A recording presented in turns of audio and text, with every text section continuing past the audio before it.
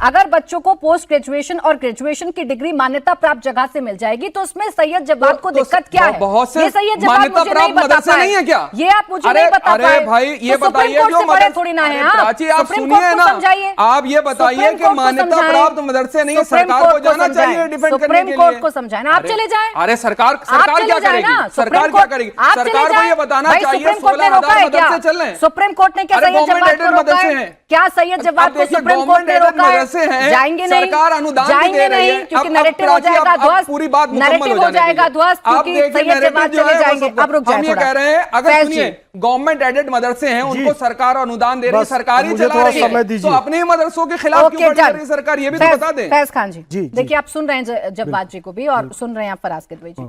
फिर वही बात है, कह रहे हैं कि भाई आप कर तो रहे हैं सुप्रीम कोर्ट के निर्देशानुसार, लेकिन आपके पास विजन क्या है?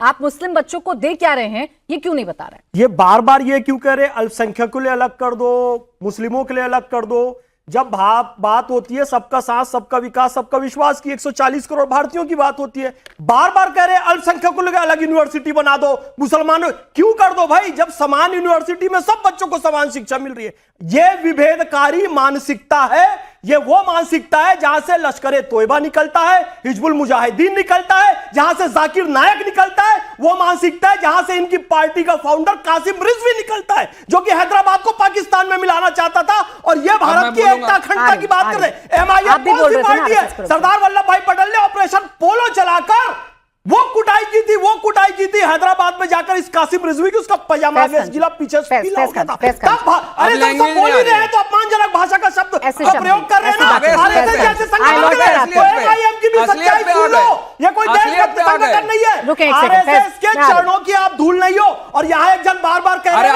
आरएलडी छोटी पार्टी है, आरएलडी पार्टी है। अरे आरएलडी कैसी भी पार्टी हो, राम भक्तों पर गोली चलाने का कलंक आरएलडी पर नहीं है, समाजवादी पार्टी पर। एक बात को ध्यान रखना। और सुनिए, अल्पसंख्यकों की बात करते हैं, पारसी सबसे छोटा अल्पसंख्यक समुदाय है, सबसे ज्यादा टैक्स देता है। जमशेदजी नुसरवान टाटा, रतन टाटा तक सब देते हैं, लेकिन किसी ने नहीं कहा हमारे लिए क्या कर रहे हो। जैन अलग से नहीं कहते हमारे लिए क्या कर रहे हो। यार देश की सेकंड लार्जेस्ट आप मेजॉरिटी हो, उसके बाद भी अलग से आपको कानून चाहिए। बुर्किना फासो के राष्ट्रपति इब्राहिम टावरो ने कह दिया है कि हमारे देश में शरीयत नहीं चाहिए। वो तो मुस्लिम देश है, जब वो कह रहे हैं शरीयत नहीं चाहिए, संविधान से चलता है। भारत में संविधान के अंदर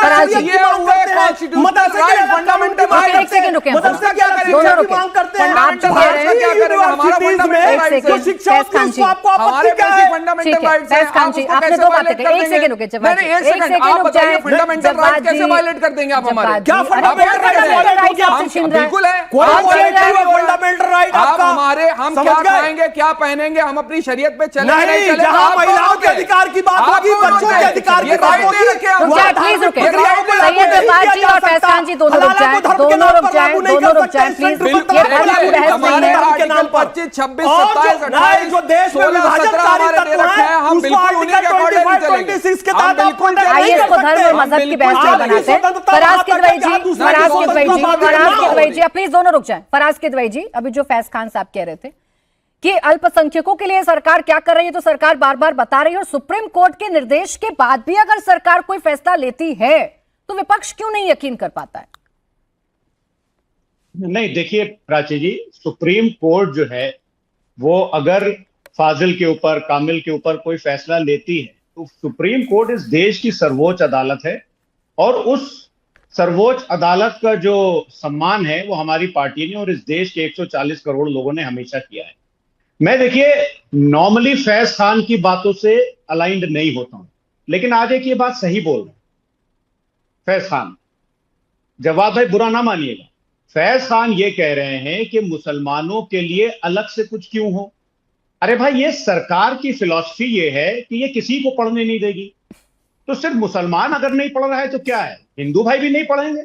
हर दिन 25 स्कूल सरकार बंद कर रही है, तो ना हिंदू पढ़ेगा ना मुसलमान पढ़ेगा। मोदी जी कहते थे ना, तो उनका नारा थोड़ा सा चेंज कर दिए, ना पढ़ूंगा ना पढ़ने दूंगा इस देश को। मैं फिर से बोलूंगा कि जिस संगठन के लोगों ने एमबीबीएस का कोर्स बंद होने के बाद मिठाइयां बांटी, जश्न मनाए, उनसे आप पढ़ाई लिखाई की क्या बातें करेंगे। और इनके अभी क्या नाम है अपने तुहिन भाई, रेडिकलाइजेशन की बात कर रहे थे। तो इन भाई ये बताइएगा, गौरी लंकेश को जिन लोगों ने मारा था वो किस मदरसे से पढ़ करके आए थे और कहां रेडिकलाइज हुए थे? नरेंद्र दाभोलकर को जिसने मारा था वो कहां रेडिकलाइज हुए थे? गोविंद पंसारे को जिसने मारा था वो कहां रेडिकलाइज हुए थे? और 6 अप्रैल 2010 को सीआरपीएफ के 65 जवानों को जिन लोगों ने मारा था वो कहां से रेडिकलाइज हुए थे? और अभी पिछले महीने जुलाई में नागालैंड के सुखेवा, क्या नाम है, सुखोवी में एक आईईडी बम विस्फोट हुआ था, वो लोग कहां से रेडिकलाइज हुए थे? ठीक है।